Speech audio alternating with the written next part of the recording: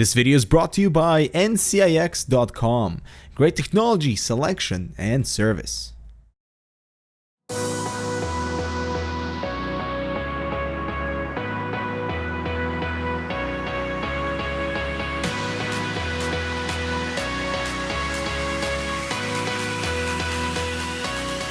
2014 has been an exciting year for tech, and we at Hard Rock Canucks are thrilled for what the future holds in 2015. But it's always nice to look back and reflect on some highlights for us, so this is our top 5 tech of 2014, where both Ibor and I share our personal favorite gadgets and memorable products. And also make sure to subscribe, as our top 5 cases of 2014's video is coming very soon.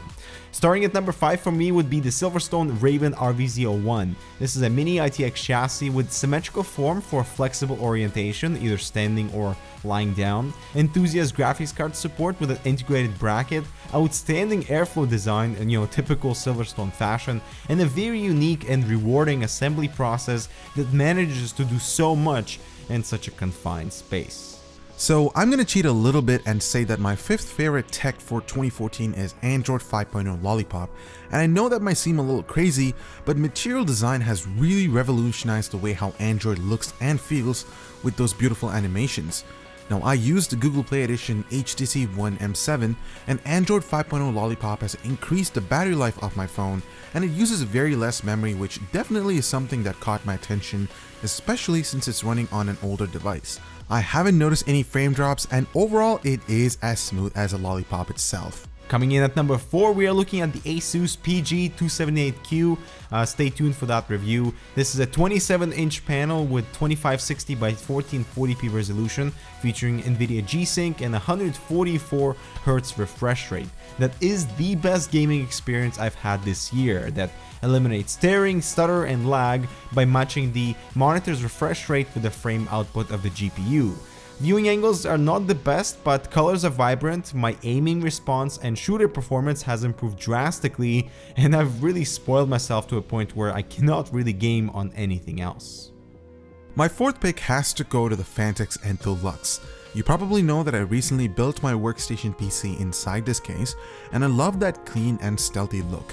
The LED accents on the edge of the case look stunning in the dark. The case is fully dustproof, and I love the cable management. I could potentially upgrade to a water cooling setup, and the Lux has incredible options for that as well. At number 3, my 2 favorite mice of the year, you've probably guessed it, are the Myonix Neo 7000 and the Roca Tyon. Both fit my hand like a glove with outstanding palm support. Button layout is excellent, and tracking on my Inwin aluminum mouse mat has proven to be accurate. I love the lighting customization on each of these, especially the visible rim lighting on the Tyon, and I always travel with one of these mice. My 3rd pick goes to the Logitech G910 Orion Spark. Now stay tuned for my full review on this keyboard, but to sum it all up, this has been my favorite keyboard after the K95 from Corsair. The one thing that stands out from the G910 is the LED lighting. The keys are all individually backlit and RGB, which means you can customize the colors to your preference. The Romer G mechanical switches do not require a lot of pressure to press, and they sound relatively quiet compared to the K95 from Corsair. The companion Android app lets you monitor your in-game stats and even monitor your CPU and GPU activity, which is something that I haven't seen before. Okay, claiming the 2nd spot on our list, for my list, for the GPU horsepower, the current price to performance king is NVIDIA GTX 970. This extremely efficient Maxwell GPU has 1664 CUDA cores, overclocking headroom to reach the speeds of a GTX 980, 4GB of RAM to push 1440p gaming on Ultra, no problem, and priced really competitively at just over $300. So you're looking at an affordable, cool, and capable graphics for today's and tomorrow's demanding games. My 2nd favorite tech spot is a tie, and it goes to the Avior 7000 from Myonix and the ROG Gladius from Asus. Now, I can't say how much I love the Avior 7000 just because of the soft touch rubber surface and that subtle LED lighting, which can be customized individually. The Gladius, on the other hand, comes with customizable Omron switches, which is something I haven't seen before. Being able to mix and play with different resistances on the switches definitely suits me well for my hands. Both these mice are optical, and the sensor performance is outstanding, and I love playing FPS games with these mice. Alright, it's number 1 time, and I have to give this spot to the Nvidia Shield tablet. It might seem like an odd choice, but I've been using this Shield tablet as my daily driver purely for multimedia and entertainment. The 8-inch 1080p IPS display is bright and vibrant with amazing viewing angles. The speakers on this thing put all other tablet audio to shame. It's also fast, running the Tegra K1 with 192 CUDA cores. It's running as stock to Android as you can get with the Lollipop 5.0 update, and offers the most unique gaming experience on the tablet using Nvidia Grid, so you play PC games through the cloud.